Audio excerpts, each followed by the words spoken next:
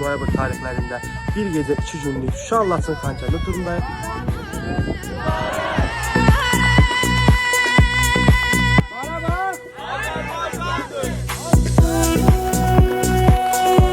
Qarabağ Xankəndi Şuşa gəzintimizin sonuna gəldik. 8-9-10 noyabr Şuşa Xankəndi Ağdam Əsgəran Laçın turundayıq. Qarabağ! 3 günlük turumuz davam edir. Bayraq günümüz! Mübarək!